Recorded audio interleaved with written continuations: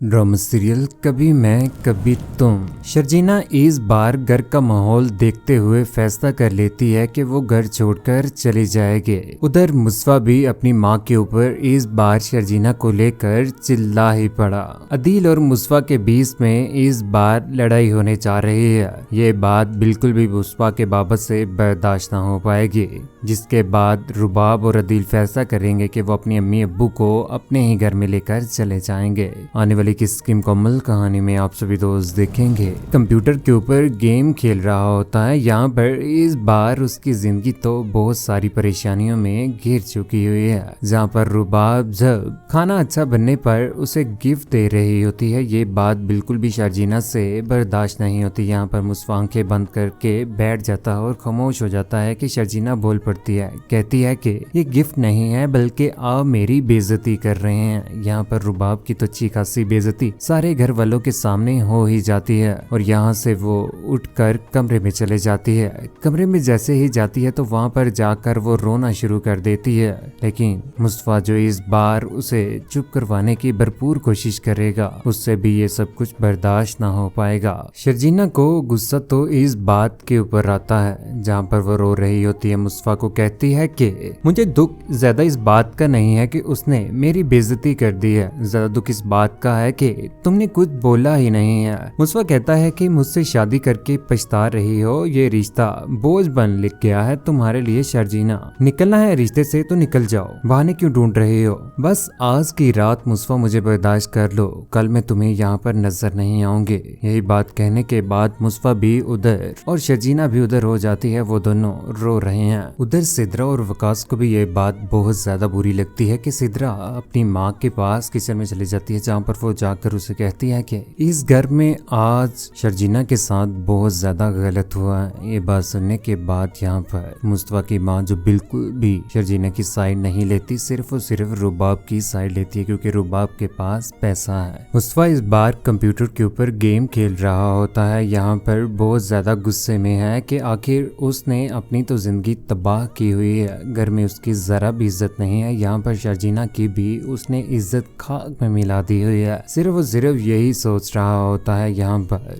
पीछे शर्जीना जो बुक्स पढ़ रही होती है, परेशान तो वो होकर रह चुकी हुई है। मुस्तफा जिस तरह से बिल्कुल भी शर्जीना को प्रोटेक्ट नहीं कर पा रहा, आखिर वो करे तो करे क्या? यहाँ पर अपने माँ बाप के सामने इस बार खड़ा भी तो नहीं हो सकता ना। उधर सुबह के वक्त जैसे ही शर्जीना ऑफिस के लिए तैयार होकर जाती है तो ऑफिस में बैठकर भी घर ही के बारे में सोच रही है। जिस तरह से घर का माहौल है, ऑफिस में भी किस तरह से वो काम बेहतर कर सकती है। यहाँ पर परेशान होकर आंखों में आंसू लिए हुए इस बार उसने फैसला कर लिया हुआ है कि वो मुस्तफा के घर में नहीं जाएगी। चले ही जाती है अपने माँ बाप के घर में, जहाँ पर वो जाकर इस बार अपने चेहरे के ऊपर झूठी मुस्कुराहट रखे हुए अपनी अम्मी अब्बू और अपनी बहन को दिखा रही है कि वो खुश है। यहाँ पर अकेला आया देखकर घर के लोग हैरान तो होते ही हैं कि यहाँ पर रमीन जो अपनी बड़ी बहन को देखकर बहुत ज्यादा खुश होती है और यहाँ पर शर्जीना अपनी माँ के पास आकर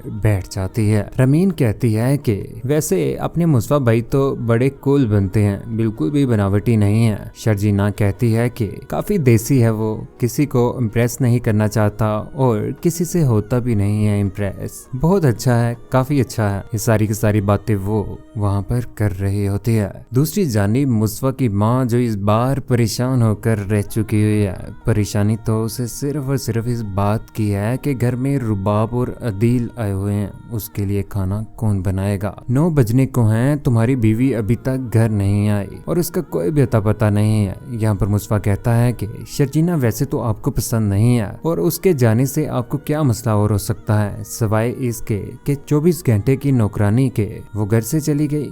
यही बात सुनने के बाद यहाँ पर उसकी माँ उसके ऊपर आग बगोला हो जाती है कि मैं समझ सकती हूँ तुमने ही उसे घर में भेजा होगा। यहाँ पर मुस्तफा कहता है कि नहीं, वो नाराज होकर घर जा चुकी है। जिस तरह से अदील भाई और रुबाब कर रहे हैं वो बहुत ज्यादा गलत कर रहे हैं, लेकिन उसकी माँ तो ये चीजें एक्सेप्ट करेगी ही नहीं। उधर घर में शर्जीना के अम्मी अब्बू जो सारी की सारी बातें सुन रहे होते हैं। यहाँ पर घर में रुबाब, अदील, सिद्रा, वकास और अम्मी अब्बू को खिदमत का मौका सिर्फ और शर्जीना ही लिए बैठी होती है कि यहाँ पर उसके बाबा को भी इस बात का अंदाजा हो जाते हैं, बोल पड़ते हैं, कहते हैं कि मेरी बेटी ने क्या ठेका ले रखा है पूरे खानदान की खिदमत करने का, जिस तरह से उससे घर के काम करवाए जा रहे हैं ये बिल्कुल गलत है।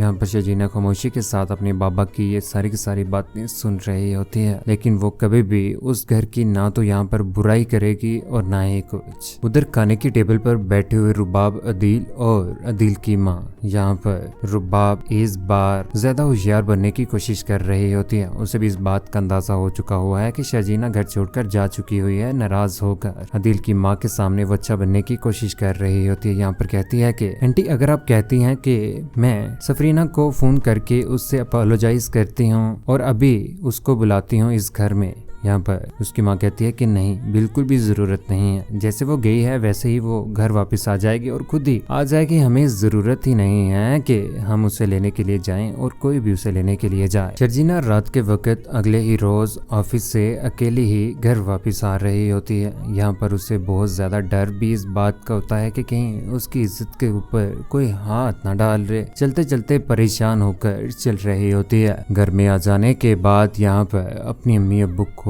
खुश रख रही होती है, लेकिन कब तक? आखिर माँ बाप हैं, उनकी परेशानियों को समझते ही हैं। उधर घर में मुस्फा, जिसके कपड़े नहीं मिल रहे, यहाँ पर सारे के सारे कपड़े इस बार नीचे गिरा ही देता है। उसे समझ नहीं आ रही होती कि आखिर वो करे तो करे क्या। शर्जीना उसकी जिंदगी में इतनी ज्यादा आसानियां पैदा कर चुकी थी, यहाँ तक कि उसके कपड़े, खाना, सब कुछ, सारे घर वालों का निजाम ऐसे मुलाजमों की तरह से उसने संभाला हुआ था। शर्जीना के चले जाने के बाद मुस्फा के लिए भी तो परेशानियां क्रिएट हो ही गए। मुस्फा के बाबा इस बार काफी ज्यादा बेहतर हो चुके हैं। अदील और रुबाब अपने घर में जा चुके हैं कि इस बार दोबारा से जैसे ही घर में वापस आते हैं तो यहाँ पर मुस्फा और शर्जीना जो इस बार इकट्ठे देखकर अदील से बर्दाश्त नहीं होता कि इस बार वो मुस्फा के ऊपर चिल्ला पड़ता है। मुस्फा और अदील के दरमियान जब लड़ाई होती है तो यहाँ पर इफ्तिखार अहमद भी उनको छुड़वाने की कोशिश करता और कहता है कि क्या मैं इसी दिन के लिए जिंदा था कि मेरे दोनों जवान बेटे आपस में लड़ेंगे? इससे बेहतर था मैं मर क्यों न जाता। वो दोनों लड़ाई तो यहाँ पर छोड़ ही देते हैं। उधर रुबाब जो आए रोज पैसे देने के लिए उस घर में आ जाती है, लेकिन ये बात मुस्फा से बर्दाश्त नहीं होती क्योंकि मुस्फा कभी भी रुबाब और अदील के टुकड़ों के ऊपर अपने बाप को नहीं पालेगा। ये बात जब इफ्तिखार अहमद को पता चलती है कि रुबाब के ऊपर मुस्फा ने दावा बोला है तो वह इस बार उसी के चेहरे के ऊपर जोरदार थप्पड़ मार देगा। घर में इतना ज्यादा तमाशा बनेगा कि मुस्फा और शर्जीना इस बार फैसला कर लेते हैं कि वो घर छोड़कर चले जाएंगे। यहाँ पर सिद्रा उन्हें रोकने की भरपूर कोशिश करेगी, लेकिन मुस्फा इस बार घर छोड़कर जाने ही वाला है। जिसके बाद मुस्फा के अम्मी अब्बू अकेले, यहाँ पर अदील उन्हें अपने ही घर में लेकर चला जाएगा। ये बात रुबाब से बर्दाश्त न होगी कि आने वाले वक्त में वो अदील और उसके अम्मी अब्बू को ऐसा सबक सिखाएगी कि अदील हैरान रह जाएगा। अदील को दोबारा से उसकी औकात बता कर ही रहेगी। अदील के अम्मी अब्बू को भी घर से धिक्के मारकर निकाल देगी और अदील को भी। कहते हैं इंसान जिंदगी में दूसरों को धोखा तो देता ही है, लेकिन वो धोखा एक न एक दिन लौट कर दोबारा से उसी के सामने आकर खड़ा हो जाता है, जिस तरह से अदील के साथ रुबाब करने वाली है। कौन कौन चाहता है कि मुस्फा और शर्जीना एक दूसरे के साथ खुश रहें? अदील और उसके अम्मी अब्बू का बुरा अंजाम कौन कौन देखना चाहता है, जिस तरह से वो सच्चाई का साथ नहीं दे रहे? अपनी कीमती राय का इज़हार नीचे कमेंट सेक्शन में जरूर दीजिए। चैनल को सब्सक्राइब करने के बाद बेल का बटन जरूर दबाएं। अपना ख्याल रखिएगा, दुआओं में याद रखिएगा। अल्लाह हाफिज।